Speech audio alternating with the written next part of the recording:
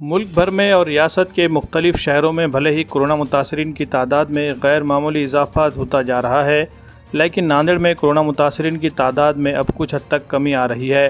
काफ़ी दिनों बाद ये एक अच्छी खबर मिली है कि नांदेड़ में पिछले 24 घंटों के दौरान 1000 से कम तादाद में लोग कोरोना मुतासिर पाए गए हैं।